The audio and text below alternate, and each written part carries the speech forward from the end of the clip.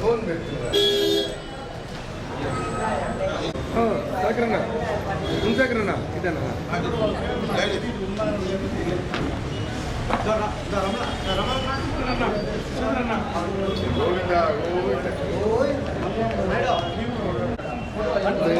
మాట్లాడేది బయట మాట్లాడారు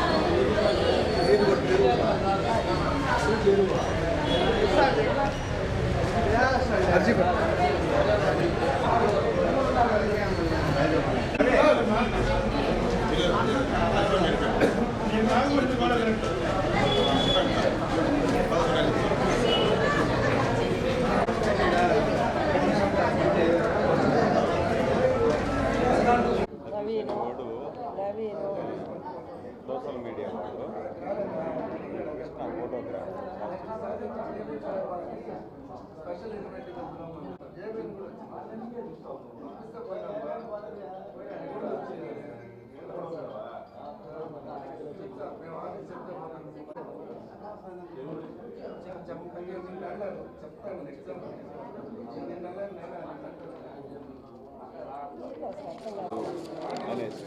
దాని మీద కరుణాకరెడ్డి మరుసటి రోజు ప్రెస్ మీట్ చేశారు. అంటే వీడియో రిలీజ్ చేశారు. పూర్తిగా కొండ మీద అస్తవ్యస్తమైంది.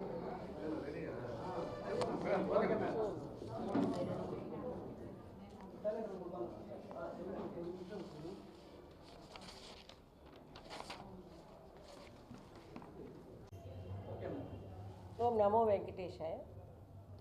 ఈరోజు ఆంధ్రప్రదేశ్ రాష్ట్రంలో సుపరిపాలన కూటమి ప్రభుత్వం సుపరిపాలన అందిస్తూ ప్రజలకు చేరువై ప్రజలకు ఇచ్చినటువంటి హామీలను 100% నెరవేర్చి ఈ రోజున మరి ప్రజలందరూ కూడా ఎంతో సంతోషంగా ఉన్నారు.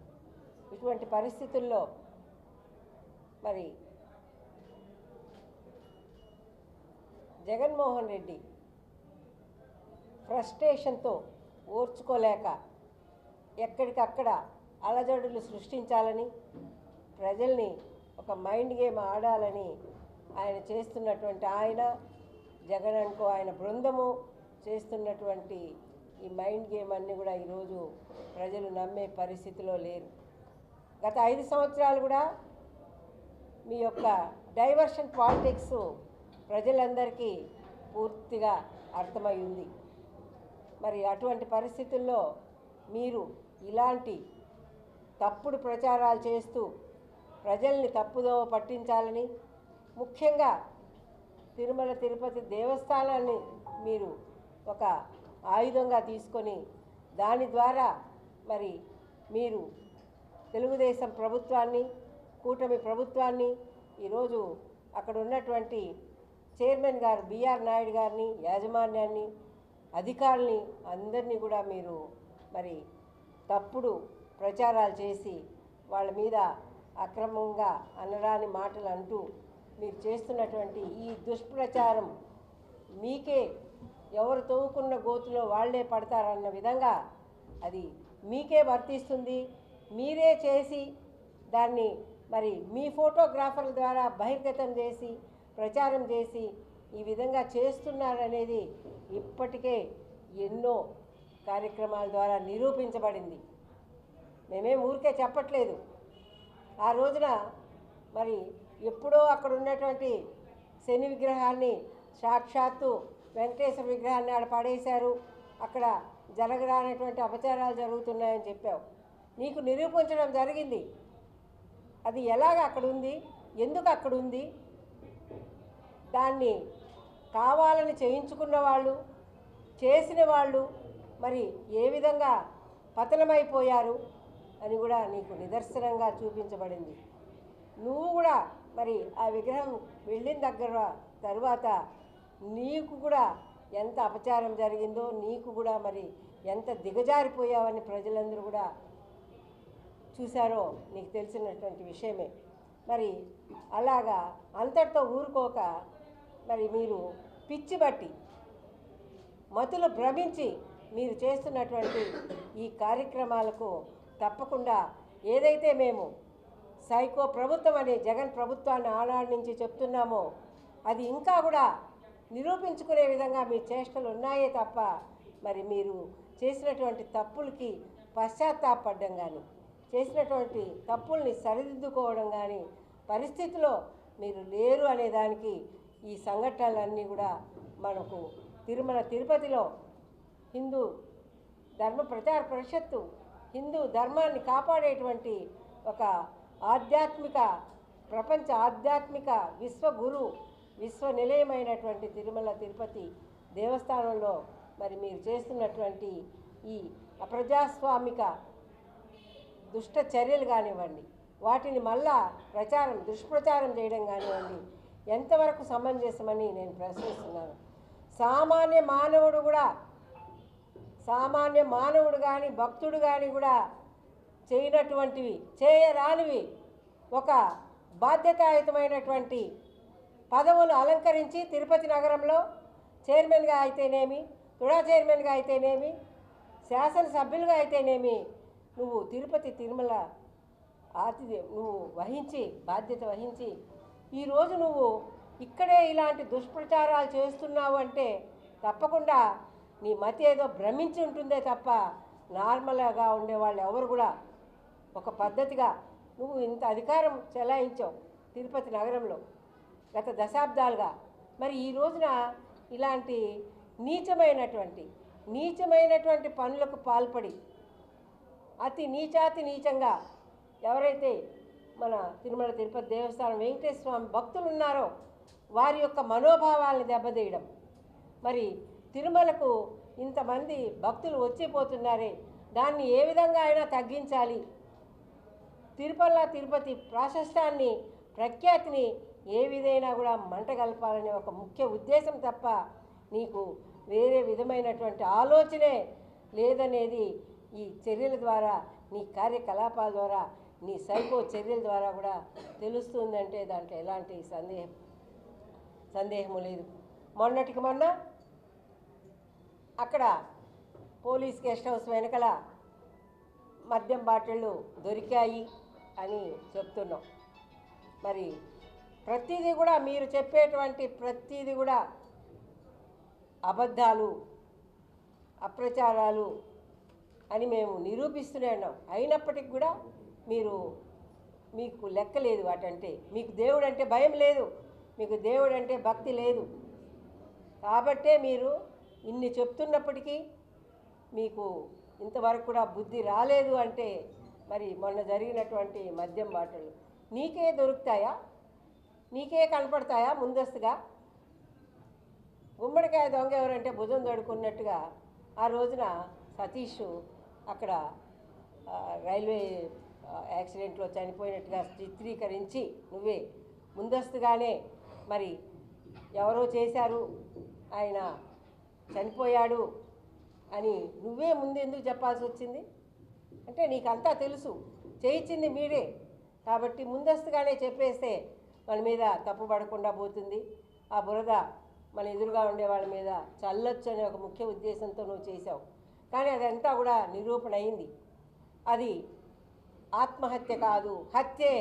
నువ్వు ఆత్మహత్య చేసుకున్నాడు, ఆయన భయపడి ఆయన్ని బెదిరించారు అని చెప్పావు. కానీ మరి పోస్ట్మార్టం రిపోర్ట్ ఏం చెప్పింది? అది హత్యే, ఎవరో చంపి పడేశారు, రైల్లోనే చంపారు అని కూడా చాలా ఆధారాలు కూడా వచ్చాయి. అవన్నీ కూడా మరి సిఐడి వాళ్ళ దగ్గర కూడా ఉన్నాయనేది అందరికీ తెలిసినటువంటి నిజం.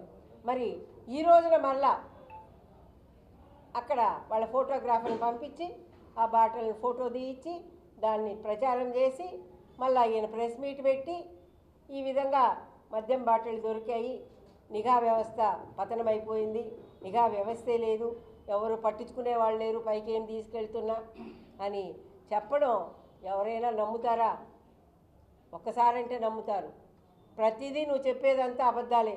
నువ్వే చేసి దాన్ని వేరే వాళ్ళ మీద రుద్ది నువ్వే ముందు ప్రెస్ మీట్కి వస్తున్నావంటే ఇంతకన్నా దారుణమైనటువంటి పోనీ ఎవరో ఒక తెలియని వాడో లేదో ఒక ఎవరో సామాన్య ఎవరో వైకాపా కార్యకర్త ఎవరో అన్నారంటే ఏదో వాళ్ళు ఏదో వాళ్ళ ప్రతిపక్షంలో ఉన్నారు, వాళ్ళు ఏదో ఈ విధంగా ప్రజలకు మభ్యపెట్టడానికో ప్రజలను డైవర్షన్ పాలిటిక్స్ చేయడానికో చేస్తున్నారంటే కొద్దిగా వాళ్ళని క్షమించవచ్చు.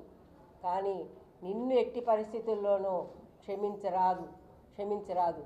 దానికి దేవుడే చూస్తున్నాడు. దేవుడి దగ్గరే నీ యొక్క అపచారాలు, నీ యొక్క అక్రమాలు బయటపడుతున్నాయంటే దేవుడే కళ్ళు తెరిచాడు. తప్పకుండా ఏ విధంగా అయితే శిశుపాలుడికి కృష్ణుడు 100 తప్పులు లెక్క పెట్టాడో ఆ విధంగా కలియుగ దైవమే నీ తప్పులను లెక్క పెడుతున్నాడు. తప్పకుండా నీకు పాపం పండినప్పుడు నీకు శిక్ష తప్పదని కూడా ఈ ప్రెస్ మీట్ ద్వారా నీకు హితవు పలుకుతూ నువ్వు ఒక శాసనసభ్యుడివి, నువ్వు ఒక తిరుమల తిరుపతి దేవస్థానానికి మరి యాజమాన్యానికి చైర్మన్గా చేశావు.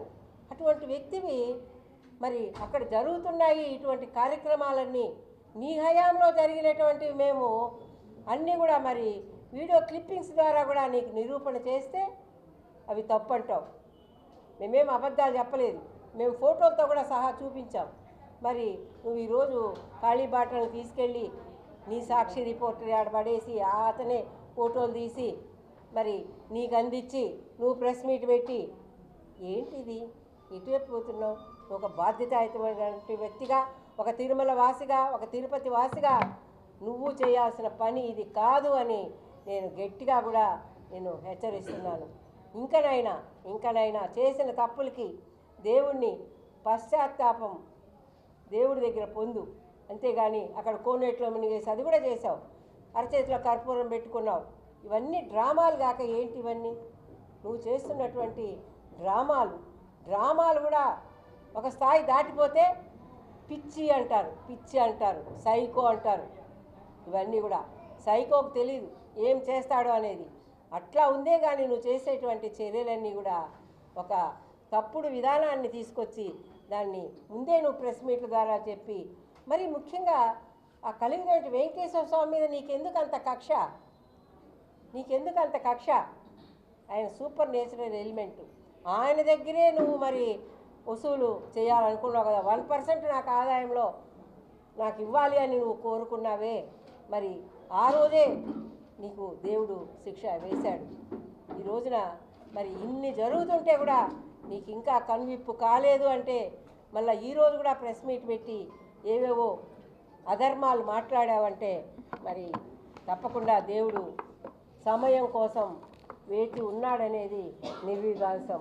కాబట్టి కరుణాకర్ రెడ్డి టీటీడీ మాజీ చైర్మన్గా నీకు మాత్రము ఇలాంటి మాటలు తగవు అని నేను గట్టిగా కూడా హెచ్చరిస్తున్నాను. మరి ఎల్లో మీడియా నీ మీద విష ప్రచారం చేస్తుందంటున్నావు. ఎల్లో మీడియా ఎందుకు విష ప్రచారం చేసింది? ఈరోజు అన్ని ఛానల్స్ని కూడా అడగండి, ఎల్లో మీడియానే కాదు, ఒక సాక్షి తప్ప ఎవరినైనా అడగండి, ప్రజలను అడగండి, మీడియా వాళ్ళని అడగండి, ఎవరిని ఒక డ్రోన్స్ పెట్టి కూడా మేము చూస్తున్నాం. ఈగలై కూడా ఉంది. కాబట్టి నువ్వు తప్పించుకోలేవు. నువ్వు ఏ పని చేసినా ఎక్కడ చేసినా కూడా నువ్వు మాత్రం తప్పించుకోలేవు. అన్ని ఆధారాలతో బయటపడి నువ్వు తప్పకుండా శిక్ష అనుభవిస్తావని కూడా నేను హెచ్చరిస్తున్నాను. మరి ఈ రోజున బిఆర్ నాయుడు గారు చైర్మన్గా పెద్ద ఆయన్ను నియమించి ఆయన ద్వారా ఈరోజు మరి తిరుమల తిరుపతి దేవస్థానం ప్రాశస్త్యం ఏ విధంగా వైభవంగా ఎన్నో పెను మార్పులతో అక్కడ జరిగినటువంటి అన్యాయాలన్నీ కూడా ఈ రోజున ప్రజలందరికీ కూడా భక్తులందరికీ కూడా ఒక చక్కటి వాతావరణంలో ఆమోదయోగ్యమైనటువంటి దర్శనాలతో ఈరోజు మరి భక్తులైతేనేమి ప్రజలైతేనేమి ఎంతో సంతోషంతో ఆయన దర్శనం చేసుకొని తిరుగు ప్రయాణం చెందుతూ ఉంటే ఆయన ప్రైవేట్ సైన్యం అక్కడ ఉందంట, ఇలాంటి అకృత్యాలన్నీ చేస్తూ ఉందంట. అంటే వాళ్ళు చేసి అదే చెప్పాను, ఒకటే సామెత అన్నిటికీ గుమ్మడికాయలు దొంగ భుజం దడుకున్న వాళ్ళు చేస్తూ ఇతర మీడియాలపైన ఇతర ప్రజలపైన వేయడం ఎంత మాత్రం కూడా సమంజసం కాదని నేను ఆయనకు హితవు పలుకుతున్నాను. అందరినీ పోలీసులు తప్పుడు కేసులు పెట్టారంటారు, సిఐడి వాళ్ళు తప్పుడు సమాచారం ఇచ్చారంటారు, ఏంటి మీడియా వాళ్ళు తప్పుడు సమాచారం ఇచ్చారంటారు, ప్రజలు తప్పు మాటలు మాట్లాడుతున్నారంటావు. ఇంకా నువ్వు ఒక్కడివే నిజాయితీపరుడువా? నువ్వు ఒక్కడివే సత్య హరిశ్చంద్రుడివా లేక అసత్య హరిశ్చంద్రుడివా? తెలుసుకోవాల్సిన అవసరం ఎంతైనా ఉంది నీ మాటల ద్వారా అని కూడా నిన్ను మీకు తెలియజేస్తూ, తప్పకుండా ఇకనైనా మారండి. తిరుమల తిరుపతి దేవస్థానం పైన కానీ అక్కడ కొలువైనటువంటి కలియుగ వెంకటేశ్వర స్వామి మీద కానీ నువ్వు ప్రయోగాలు చేయొద్దు. నువ్వు ఆయన్ను మంచిగా వాడుకోవాలి, ఎప్పుడు కూడా మంచిగా వాడుకోవాలి. నువ్వు వాడుకునేది, నువ్వు చేసేటువంటి దుష్ప్రచారము తప్పకుండా తప్పు. నువ్వు చెప్పినా చెప్పకపోయినా, నువ్వు విన్నా వినకపోయినా నువ్వు చేసేది తప్పు. తప్పకుండా దేవుడు శిక్షిస్తాడని కూడా నిన్ను హెచ్చరిస్తూ అందరికీ ధన్యవాదాలతో సెలవు. అంటే చాలా లాంగ్ డిస్టెన్స్ లో ఉన్న వీడియో రిలీజ్ చేశారు, వాళ్ళే బాటలు వేసారు అని చెప్పారు. అంటే చాలా అది క్లారిటీగా లేదు కాబట్టి మా వాళ్ళు కూడా బెయిల్ అంత ఈజీగా వచ్చింది కాబట్టి అంటే న్యాయస్థానం కూడా దీని మీద అక్షంతలు వేసింది. చాలా దగ్గరగా ఉన్నటువంటి వీడియోని రిలీజ్ చేయమని చెప్పి ఒక సవాల్ విసిరారండి ఆయన. తప్పకుండా అన్నీ విడుదల చేస్తారు. అక్కడ క్షుణ్ణంగా పరిశీలన అనేది జరిగింది. దాంట్లో ఎలాంటి సందేహము నువ్వు పడాల్సిన అవసరం లేదు. అది విచారణకు వచ్చినప్పుడు అన్నీ తెలుస్తాయి. పోలీస్ డిపార్ట్మెంట్ ఇలాంటి వీడియో రిలీజ్ చేశారని చెప్పి కూడా ఆయన చెప్తాను. దానికి మీరేం చెప్తారు? దాని ఏమన్నా ఆ దగ్గర ఉన్నటువంటి వీడియో ఏమన్నా విడుదల చేయించే అవకాశం ఏమన్నా ఉంటుందా? తప్పకుండా అవకాశం ఉంటుంది. బహుశా ఇంకా కూడా ప్రభుత్వంలో వాళ్ళు ఉన్నారు కాబట్టి అలాంటి వీడియోలు రిలీజ్ చేశారేమో. తప్పకుండా అన్నీ కూడా నిజాలు బయటపడతాయి. తొందరపడాల్సిన అవసరం లేదు. న్యాయం జరగలేదు, కోర్టులో మాత్రం మాకు చాలా న్యాయం జరిగిందని కూడా చెప్పారు. ఎక్కడ కోర్టులో ఎప్పుడు?